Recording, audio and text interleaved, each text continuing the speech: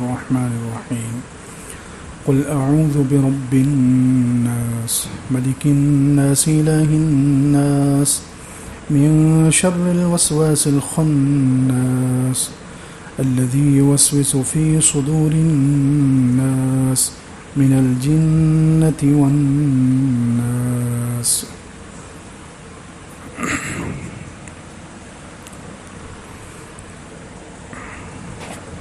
آج کے درس میں آخری 10 صورتوں کی آخری صورت ہے جو اکثر نمازوں میں پڑھی جاتی ہے. پچھلے ہفتے سورہ فلق اور سورہ ناس دونوں کا شان نزول بیان کیا گیا تھا کہ یہ دونوں صورتیں کیوں نازل کی گئی، کیوں اتاری گئی. حضور اقدس صلی اللہ علیہ وسلم پر جادو ہوا تھا. ایک یہودی نے حضور اقدس صلی اللہ علیہ وسلم پر جادو کیا تھا، جس کے توڑ کے لیے، اس جادو کو ختم کرنے کے لیے اللہ رب العزت نے ان دونوں صورتوں کو اتارا. اب ایک سوال یہ ہوتا ہے کہ حضور اقدس صلی اللہ علیہ وسلم پر جادو ہو سکتا ہے یا نہیں،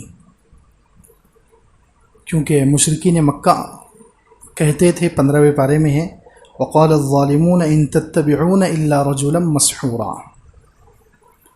ظالم لوگ کہتے ہیں، یعنی مشرکین مکہ، یہ لوگ کہتے تھے مسلمانوں سے، ان تتبعون الا رجلا مسحورا، کہ تم تو اتباع نہیں کرتے مگر ایک ایسے آدمی کا جس پر جادو ہوا ہے. مشرکین مکہ بھی کہتے تھے کہ حضور اقدس صلی اللہ علیہ وسلم پر جادو ہوا ہے. اب اگر ہم مسلمان بھی مان لیں کہ حضور پر جادو ہوا تھا تو ہم میں اور ان میں کیا فرق؟ یہ سوال ہے. تو یاد رکھیں، فرق یہ ہے کہ وہ لوگ جو جادو کہتے تھے کہ حضور اقدس صلی اللہ علیہ وسلم پر جادو ہوا ہے، تو وہ لوگ کہتے تھے کہ ایسا جادو ہوا ہے جس کی وجہ سے نعوذ باللہ آپ کی عقل خراب ہو گئی ہے. وہ لوگ کہتے تھے ایسا جادو ہوا ہے جس کی وجہ سے نعوذ باللہ ثم نعوذ باللہ آپ پاگل ہو چکے ہیں.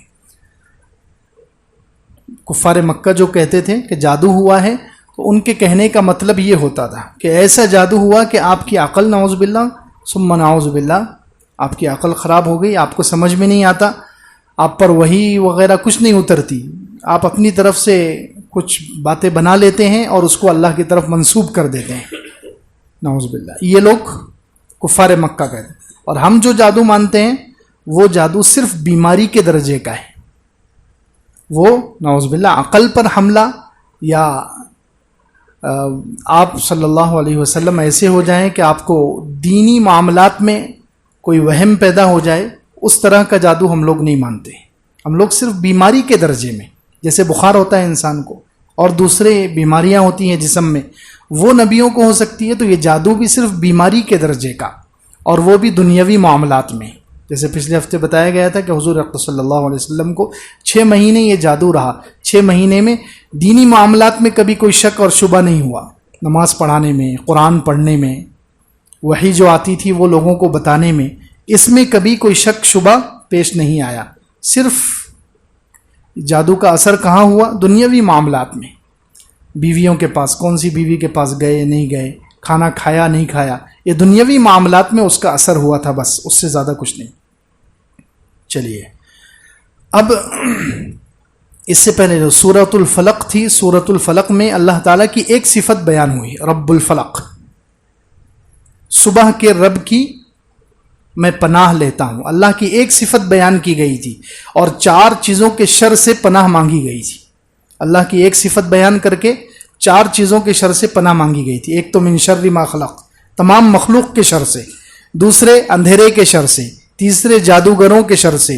چوتھے حسد کرنے والے کے شر سے. تو اللہ کی ایک ہی صفت بیان ہوئی، لیکن پناہ مانگی گئی 4 چیزوں سے. اور اس صورت میں، سورہ ناس میں، اللہ کی 3 صفتیں بیان ہوئی. اللہ تعالیٰ کی 3 صفتیں، رب الناس، ملک الناس، الہ الناس، لوگوں کو پالنے والا، لوگوں کا بادشاہ، لوگوں کا معبود. اللہ کی 3 صفتیں بیان کر کے صرف ایک چیز سے شر، ایک چیز کے شر سے پناہ چاہی گئی. اوپر ایک صفت بیان کر کے 4 چیزوں کے شر سے پناہ چاہی گئی, اور اس صورت میں 3 صفتیں اللہ تعالیٰ کی بیان کر کے ایک چیز کے شر سے پناہ مانگی گئی.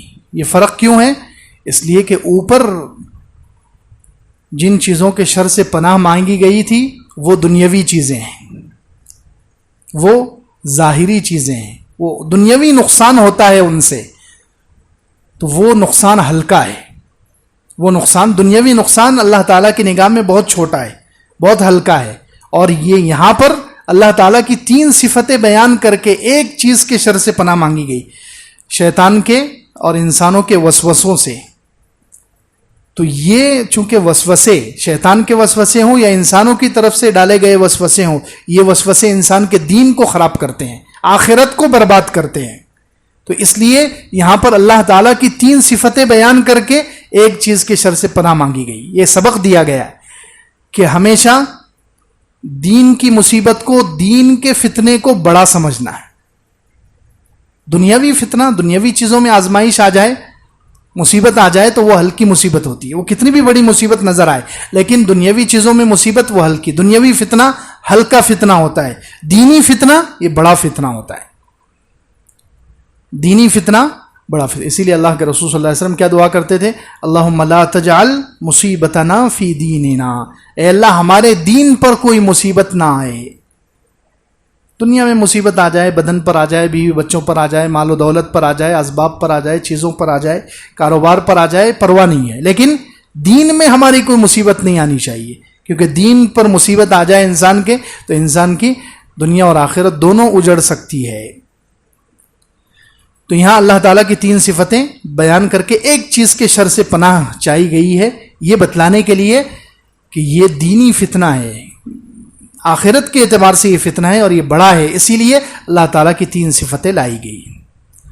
پھر دوسری بات, تینوں صفتیں اللہ تعالیٰ کی ایسی بیان ہوئی ہیں جن میں حفاظت کا پہلو ہے.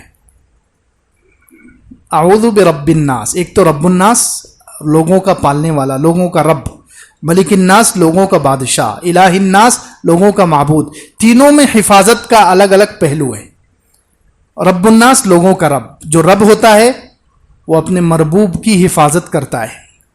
جو پالنے والا ہوتا ہے وہ جس کو پال رہا ہے اس کی حفاظت کرتا ہے. جیسے ماں باپ بچے کو پالتے ہیں, پرورش کرتے ہیں, تو بچے کی ہر طرح حفاظت کرتے ہیں, نہیں کرتے, ہر مصیبت سے اس کو بچانے کی کوشش کرتے ہیں. تو ایسے ہی اللہ تمام انسانوں کا رب ہے. تو چونکہ وہ رب ہے تو وہ انسانوں کو مصیبتوں سے بچاتا ہے. اس لیے ایک رب الناس میں بھی اللہ تعالیٰ کی حفاظت کا پہلو ہے. دوسرے ملک الناس لوگوں کا بادشاہ.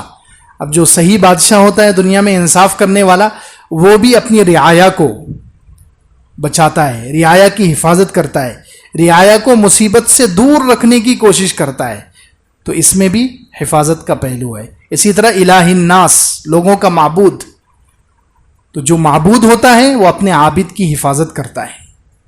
جو معبود ہوتا ہے وہ اپنے عابد کی حفاظت کرتا ہے. تو تینوں صفتوں میں حفاظت کا پہلو ہے. اسی طرح یہ اللہ تعالیٰ کی 3 صفتیں انسانی زندگی کے 3 مرحلوں کی طرف اشارہ بھی کرتی ہیں. اللہ تعالیٰ کی یہ 3 صفتیں انسان کی زندگی میں 3 مرحلے ہیں. کتنے مرحلے؟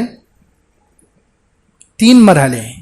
ایک بچپنا ہے انسان کا, دوسرے جوانی ہے, اور تیسرے بڑھاپا ہے. انسان کی زندگی کے 3 مرحلے ہیں نا, تو تینوں کی طرف یہ 3 صفتیں اشارہ کرتی ہیں. رب الناس, اس سے انسان کے بچپن کی طرف اشارہ ہے, کیونکہ بچپن میں انسان کی پرورش ہوتی ہے, انسان کی تربیت ہوتی ہے, اللہ رب العزت انسان کو پالتے ہیں. تو رب الناس سے بچپنے کی طرف اشارہ ہے. ملک الناس لوگوں کا بادشاہ, اس سے انسان کی جوانی کی طرف اشارہ ہے, کیونکہ عام طور پر انسان اگر بادشاہ بن جائے, کوئی اس کو عہدہ مل جائے, تو وہ جوانی میں ملتا ہے. کب ملتا ہے؟ جوانی میں انسان کوشش کرتا ہے کہ مجھے بادشاہت مل جائے, کوئی عہدہ مل جائے. تو ملک الناس سے انسان کی جوانی کی طرف اشارہ ہے. الہ الناس لوگوں کا معبود, اس سے بڑھاپے کی طرف اشارہ ہے, کیونکہ بڑھاپے میں اکثر انسان کو معبود یاد آتا ہے. بڑھاپے میں عبادت زیادہ کرتے ہیں نا لوگ, بڑھاپے میں معبود یاد آتا ہے. تو اس لیے اس سے انسان کے بڑھاپے کی طرف اشارہ ہے. تو 3 اللہ تعالیٰ کی صفتیں بیان کی گئی اور انسان کے 3 مرحلوں کی طرف اللہ رب العزت نے گویا اشارہ کیا ہے. اب کس چیز سے پناہ مانگی گئی؟ من شر الوسواس الخناس، بہت زیادہ وسوسے ڈالنے والا. وسواس مصدر ہے، اس میں فاعل کے معنی میں. بہت زیادہ وسوسے ڈالنے والے کے شر سے، الخناس جو وسوسہ ڈال کر پیچھے ہٹ جاتا ہے. وسوسہ بہت زیادہ وسوسے ڈالنے والا، شیطان کا کام ہے وہ وسوسے ڈالتا ہے. وسوسہ کس کو کہتے ہیں؟ وسوسہ شیطان انسان کے دل میں سرگوشی کرتا ہے، دل میں چپ کے بات ڈالتا ہے، بات کرتا ہے انسان کے دل سے. دیکھیے جس کو 28ویں پارے میں اللہ تعالیٰ نے بیان فرمایا، انما النجوى من الشیطان لیحزن الذین آمنوا ولیس بضارهم شیئا الا باذن اللہ. انما النجوى، نجوہ کہتے ہیں سرگوشی کو، شیطان کی سرگوشی ہوتی ہے. انما النجوى من الشیطان، سرگوشی شیطان کی طرف سے ہوتی ہے. کیوں؟ لیحزن الذین آمنوا، تاکہ وہ ایمان والوں کو غم زدہ کرے، ایمان والوں کو تکلیف پہنچانے کے لیے شیطان یہ سرگوشی کرتا ہے، انسان کے دل سے باتیں کرتا ہے، انسان کے دل میں وسوسے ڈالتا ہے. لیکن وَلَيْسَ بِضَارِّهِمْ شَيْئًا إِلَّا بِإِذْنِ اللَّهِ، وہ انسان کو نقصان نہیں پہنچا سکتا مگر اللہ کے حکم سے. شیطان کو اللہ تعالیٰ نے اتنا پاور نہیں دیا کہ وہ کبھی بھی انسان کو پریشان کرے، کتنا ہی پریشان کرے، نہیں.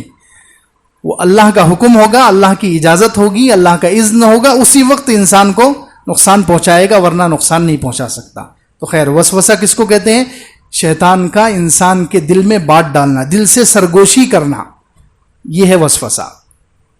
اب وہ ہر وقت وسوسہ ڈالتا ہے، نماز کے وقت، وضو کے وقت، سب سے پہلے وضو کے وقت وسوسے. وضو کے لیے اسپیشل ایک شیطان ہے، حدیث میں ہے ان للوضوء شیطانا یقال له الولہان، وضو کا بھی ایک شیطان ہے جس کو ولہان کہا جاتا ہے. فاتقوا وسواس الماء، لہذا پانی کے بارے میں وسوسے ڈالنے والے سے بچو. وضو کے وقت بھی وضو کا ایک اسپیشل شیطان ہے، وہ وضو کرتے وقت وسوسہ ڈالے گا، یہ سوکھا رہ گیا، یہ سوکھا رہ گیا. تو وہ 3 مرتبہ جو سنت طریقہ ہے، سنت طریقے سے ہٹائے گا وضو میں. 3 مرتبہ کے بجائے 4 مرتبہ کسی عضو کو دھلوائے گا، 5 مرتبہ. کچھ لوگ تو بیچارے اتنے وہمی ہو جاتے ہیں کہ وہ آدھا گھنٹہ ان کا وضو ہی ختم نہیں ہوتا. تو وضو کے وقت بھی شیطان وسوسے ڈالتا ہے، اسی طرح نماز کے وقت وسوسے ڈالتا ہے. حدیث پاک میں ہے کہ جب اذان ہوتی ہے تو شیطان بھاگ جاتا ہے، لیکن جیسے ہی نماز کھڑی ہوتی ہے تو شیطان آ جاتا ہے اور انسان کو یاد اسکر قضا، وہ بات یاد کر، وہ بات یاد کر، ایسی باتیں یاد دلاتا ہے جو عام اوقات میں انسان کو یاد نہیں آتی. تو نماز میں بھی وسوسے ڈالتا ہے. اسی طرح عام زندگی میں وسوسے ڈال کے انسانوں کے اندر فساد کراتا ہے، لڑائی جھگڑے کراتا ہے.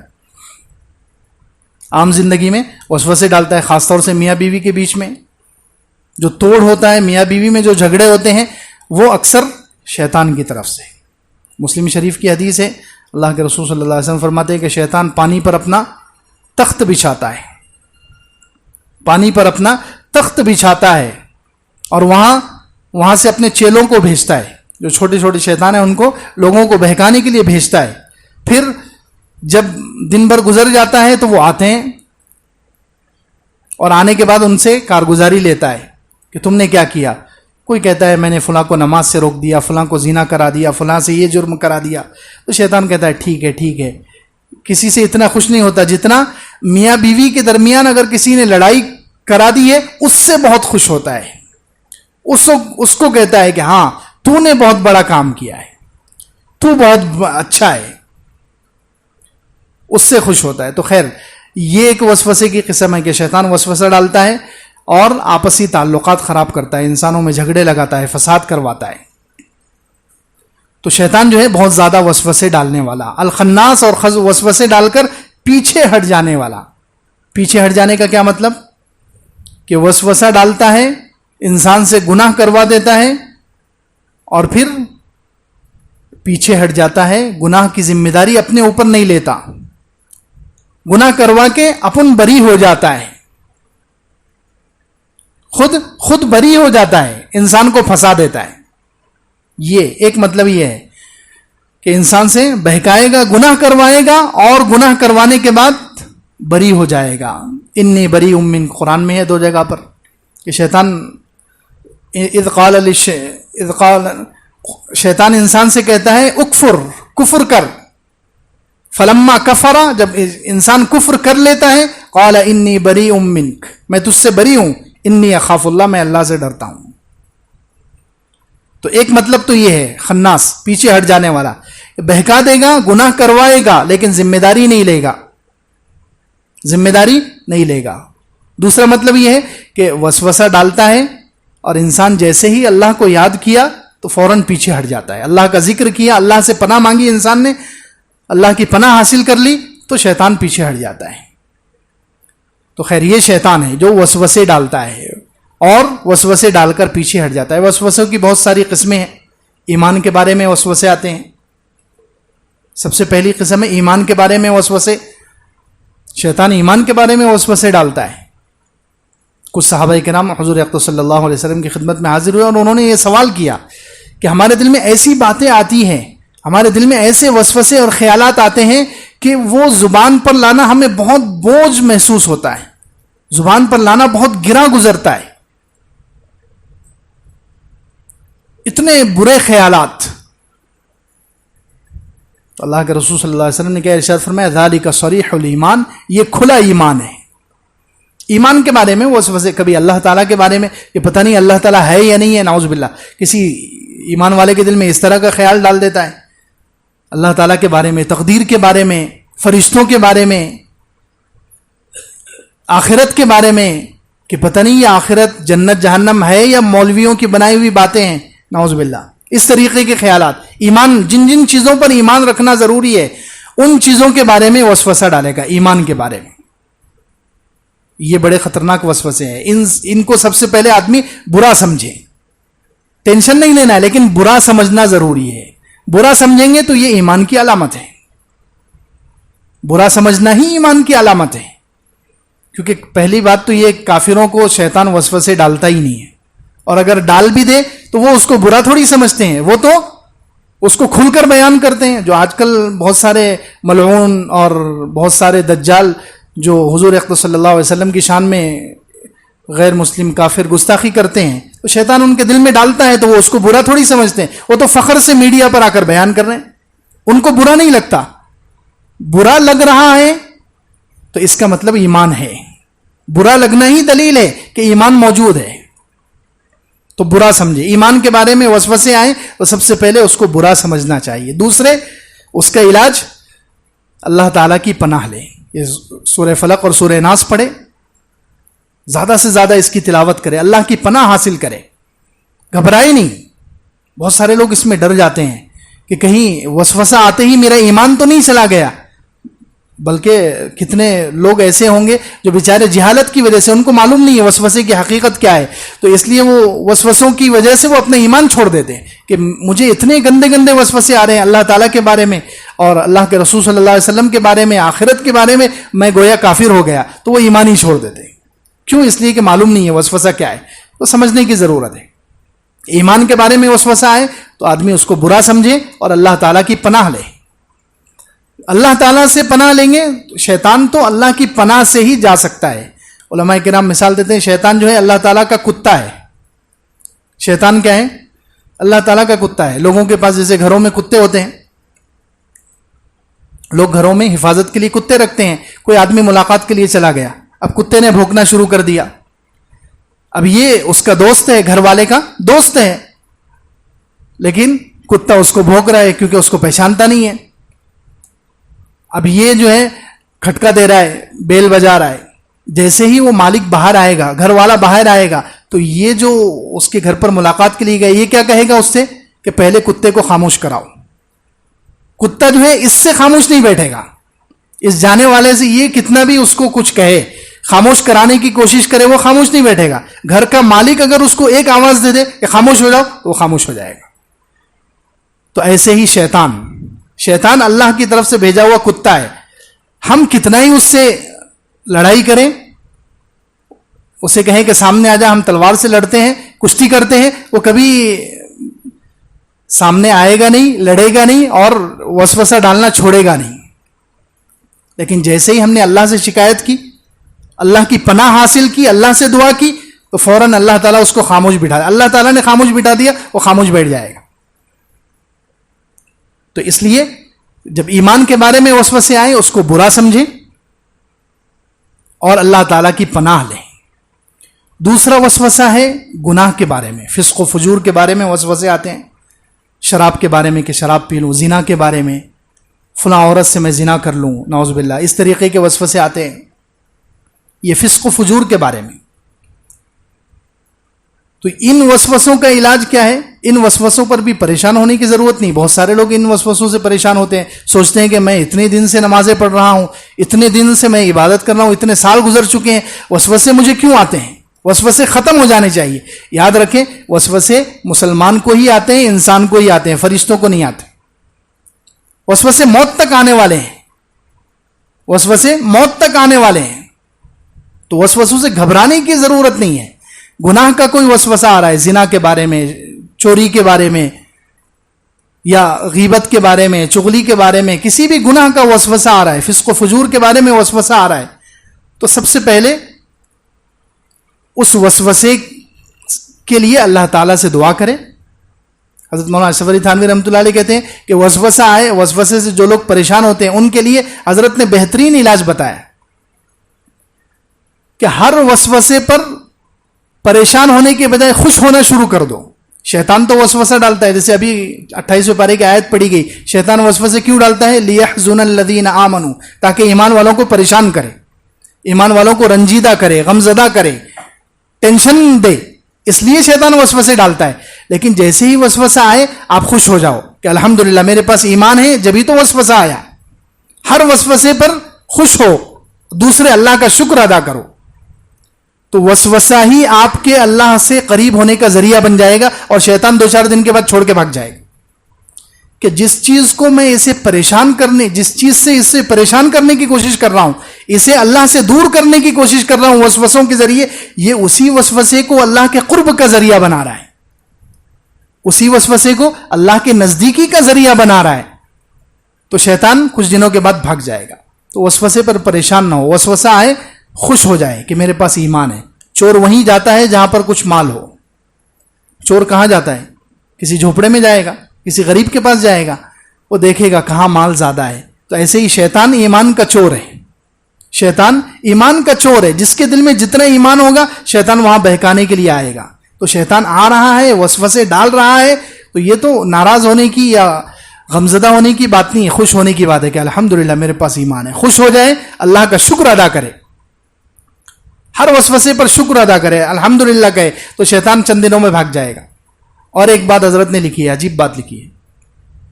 فرماتے ہیں کہ جس کو وسوسے زیادہ آتے ہیں اس کا ایمان پر خاتمہ آسان ہے. سبحان اللہ، یہ عجیب بات ہے. حضرت مولانا اشرف علی تھانوی رحمۃ اللہ نے یہ عجیب بات لکھی ہے کہ جس کو وسوسے زیادہ آتے ہیں اس کا ایمان پر خاتمہ آسان ہے. کیسے؟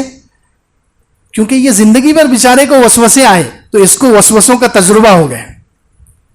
دنیا میں ہے نا، جتنا جس کو تجربہ ہو تو اس کی اہمیت زیادہ ہوتی ہے نا. کمپنی میں بھی جس تجربے والے کو زیادہ اہمیت دیتے ہیں نا، جس کو جتنا تجربہ ہو اس کی تنخواہ زیادہ ہوتی ہے.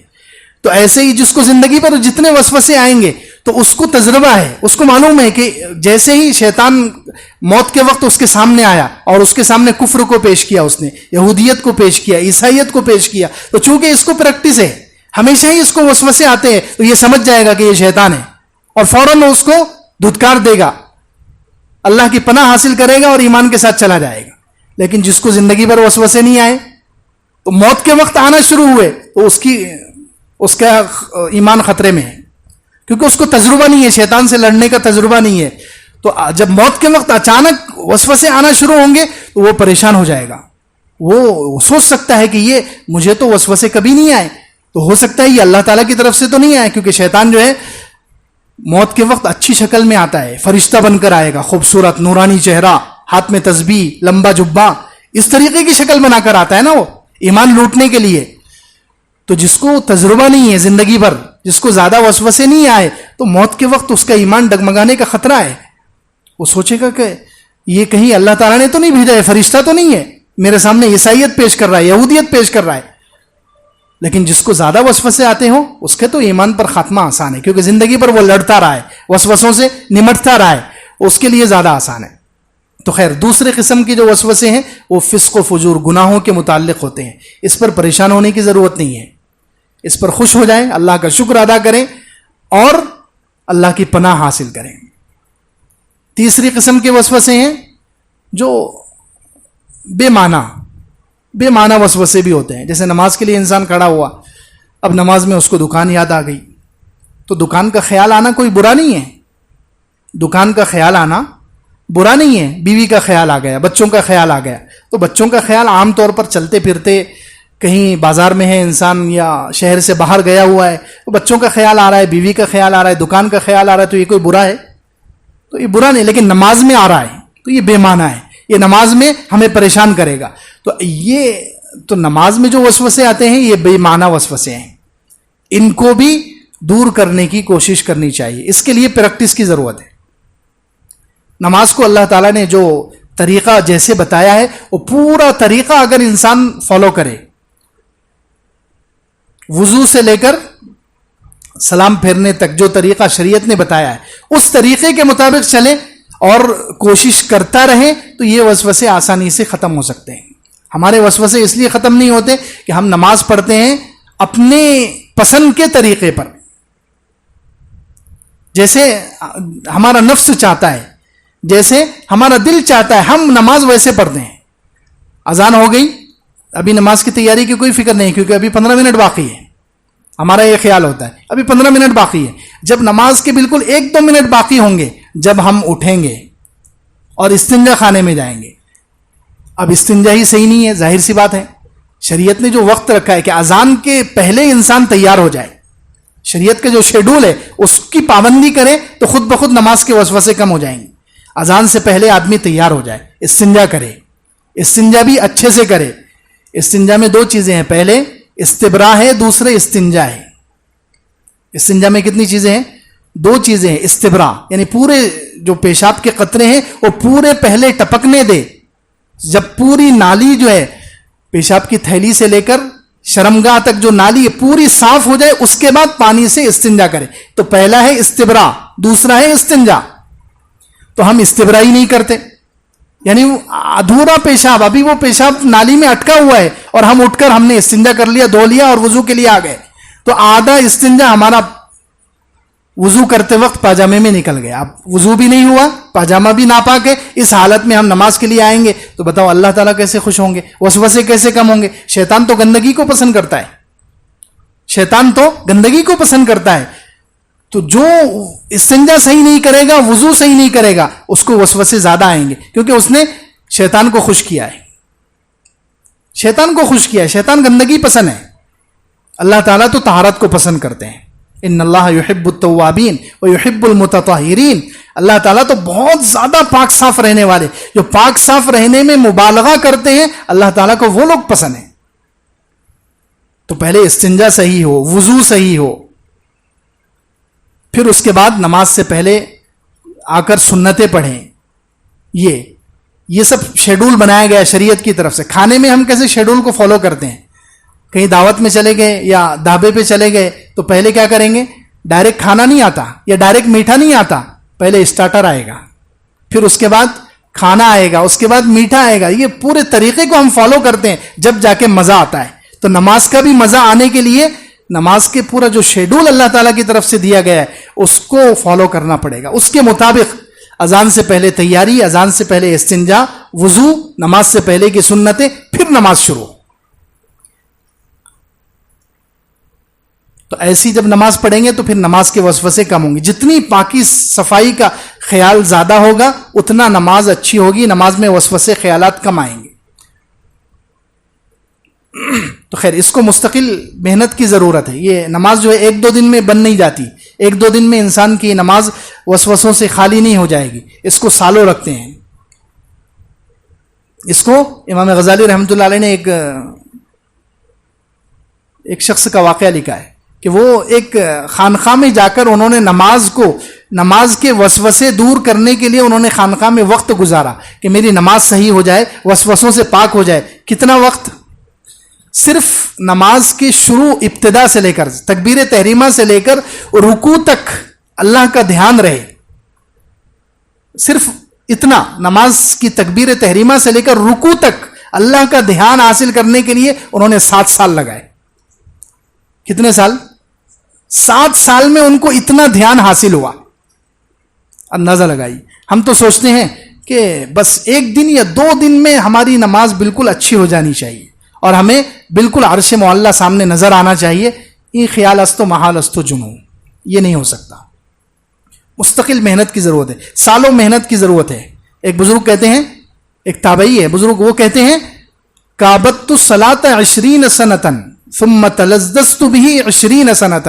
میں نے نماز پر پہلے 20 سال مشقت اٹھائی ہے، 20 سال محنت کے ساتھ میں نے نماز سیکھی ہے، اس کے بعد 20 سال میں نے نماز سے مزہ لیا ہے. کتنے سال؟ 20 سال تک محنت کی ہے انہوں نے کہ میری نماز وسوسوں سے پاک ہو جائے، خیالات سے پاک ہو جائے. تو 20 سال لگے، اس کے بعد مجھے نماز کا مزہ، 20 سال تک میں نے نماز کے مزے لیے. تو خیر، اس کو نماز میں وسوسے آتے ہیں، اس کو دور کرنے کے لیے نماز کا جو شیڈول ہے اس کو پورا کریں، اس کے مطابق نماز پڑھیں، سنت طریقے پر نماز پڑھیں، وسوسوں کو زیادہ سے زیادہ کم کرنے کی کوشش کریں. تو یہ وسوسوں کی قسمیں ہیں.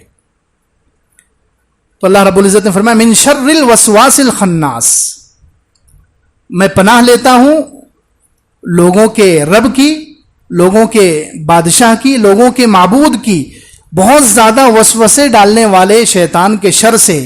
الخناس جو وسوسے ڈال کر پیچھے ہٹ جاتا ہے. الذی یوسوس فی صدور الناس، جو وسوسے ڈالتا ہے لوگوں کے دلوں میں. من الجنۃ والناس، اور یہ وسوسے ڈالنے والے جنات میں سے بھی ہوتے ہیں، انسانوں میں سے بھی ہوتے ہیں.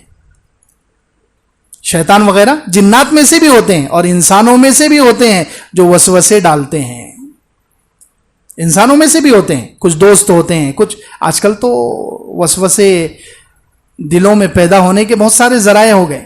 میڈیا کے ذریعے، الیکٹرانک میڈیا، پرنٹ میں، ان کے ذریعے سے مسلمانوں کے دل میں خاص طور سے وسوسے ڈالے جاتے ہیں اسلام کے خلاف. اللہ رب العزت سے بدگمان کرنے کی کوشش کی جاتی ہے.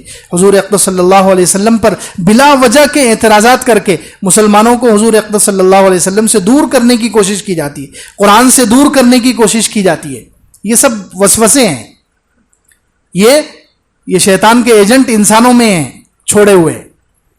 یہ بھی وسوسے ڈالتے ہیں گناہوں کے بارے میں. گناہوں کے ایڈورٹائز، حرام کاموں کے ایڈورٹائز ہم دیکھتے رہتے ہیں. آج کل وہ چل رہا ہے ڈریم 11 کا، 11 کی ٹیم بناؤ اور وہ کروڑوں جیتو. جوا حرام، کتنے مسلمان بھی کر رہے ہیں اس کو، ایڈورٹائز اس کا حرام ہے. جوا اسلام میں حرام ہے، قرآن میں اللہ رب العزت نے اس کو حرام کہا ہے. تو حرام کا ایڈ بار بار ہمارے سامنے آئے، ٹی وی کے ذریعے، موبائل کے ذریعے، یوٹیوب اور فیس بک کے ذریعے، تاکہ ہمارے دل میں اس قرآن کے حکم کی اہمیت کم ہو جائے اور ہم اس حرام کے عادی ہو جائیں، جوے کی طرف آ جائیں. اسی طرح شراب کے ایڈورٹائز، بینکوں کے سود کے ایڈورٹائز، جب بار بار انسان دیکھتا ہے نا، یہ انسانوں کی طرف سے جو وسوسے ڈالے جاتے ہیں حرام کاموں کے، ان کو جب بار بار انسان دیکھے گا تو کسی نہ کسی دن اس کو قبول کر لے گا. اس کا گناہ ہونے کا احساس ختم ہو جائے گا.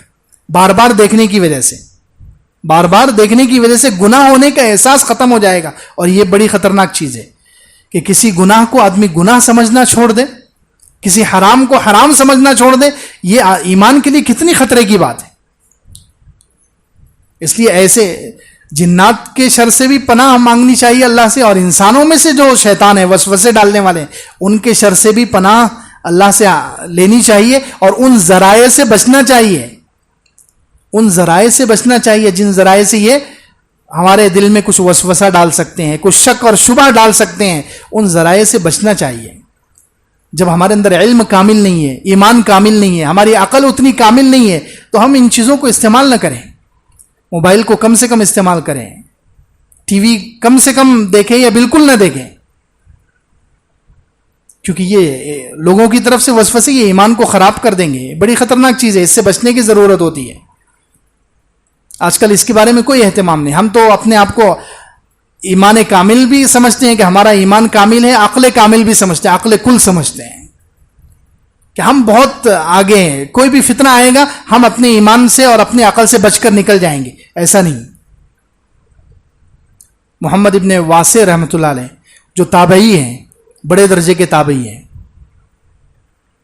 جنہوں نے تعبیر الرؤیا، خواب کی تعبیر کے جو امام ہیں اور سب سے بڑی کتاب ان کی مانی جاتی ہے، ان کے پاس 2 گمراہ لوگ آئے. اس زمانے میں معتزلہ، خارجی، کچھ فرقے ایسے تھے جو اسلام سے خارج تھے. صحابہ کرام اور تابعین نے فتویٰ دیے یہ لوگ اسلام سے خارج ہیں، تو گمراہ فرقے تھے. تو 2 لوگ اس طریقے کے جو گمراہ تھے، جو ایمان سے خارج ہو چکے تھے، ایسے فرقے سے ان کا تعلق تھا. وہ لوگ آئے، تابعی کے پاس آئے اور ان سے آ کر کہا کہ ہم آپ کو صرف ایک قرآن کی آیت سنانا چاہتے ہیں.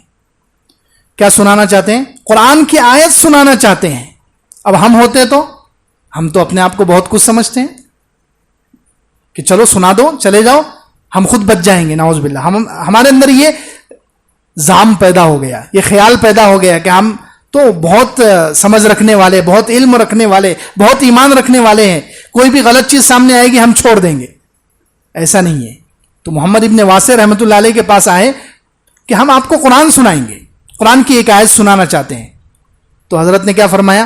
اپنی کانوں میں انگلیاں ڈال لی کہ ان کو جلدی سے یہاں سے نکالو، میں ان سے قرآن بھی نہیں سننا چاہتا، یہ گمراہ لوگ، ان سے میں قرآن بھی نہیں سننا چاہتا. تو وہ جانے کے لیے تیار نہیں، اصرار کر رہے ہیں کہ نہیں آپ قرآن سنیے. تو انہوں نے کہا تم چلے جاؤ، نہیں تو میں یہاں میرا گھر چھوڑ کر چلا جاؤں گا، لیکن میں تم سے قرآن کی آیت بھی نہیں سن سکتا. تو وہ چلے گئے. بعد میں شاگردوں نے پوچھا کہ ایسی کیا بات تھی، ایسی کیا بات تھی کہ آپ نے ان سے قرآن بھی، یہ تو قرآن سنا رہے ہیں، تو قرآن کی آیت سننے میں کیا حرج تھا؟ تو کیا فرمایا انہوں نے کہا کہ میں نے اس وجہ سے ان سے قرآن کی آیت نہیں سنی کہ کہیں ایسا نہ ہو کہ ان سے قرآن کیا، کیونکہ یہ گمراہ ہے، ان کے دل میں کفر چھپا ہوا ہے، ان کے دل میں خناس چھپا ہوا ہے.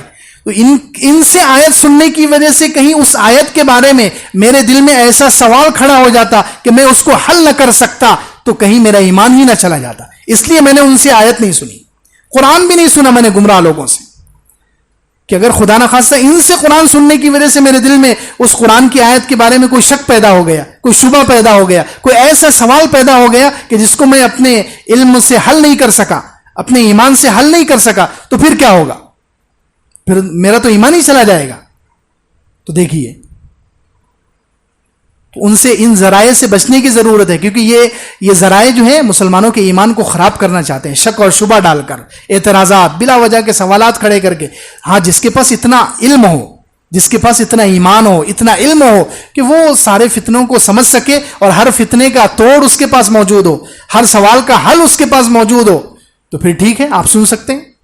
لیکن بتائیے ہم میں سے کوئی ہے ایسا جس کے پاس اسلام پر ہونے والے ہر اعتراض کا جواب ہو، ہر سوال کا جواب ہو، ہر شک اور شبہ کا جواب ہو؟ ہم اتنے کامل نہیں ہیں، ہم اتنے علم اور اتنے ایمان والے نہیں ہیں. اس لیے اللہ رب العزت نے دیکھو ایسے لوگوں کے شر سے پناہ مانگنے کی تعلیم دی ہے کہ ان کے شر سے پناہ مانگو اور ان سے دور رہو، ان ذرائع سے دور رہو. فرمایا الذی یوسوس فی صدور الناس، جو وسوسہ ڈالتے ہیں لوگوں کے سینوں میں، من الجنۃ والناس، جنات میں سے بھی اور انسانوں میں سے بھی. اللہ رب العزت سے دعا ہے اللہ تعالی ہمیں ہر قسم کے فتنوں سے محفوظ فرمائے. آمین. وآخر دعوانا الحمدللہ.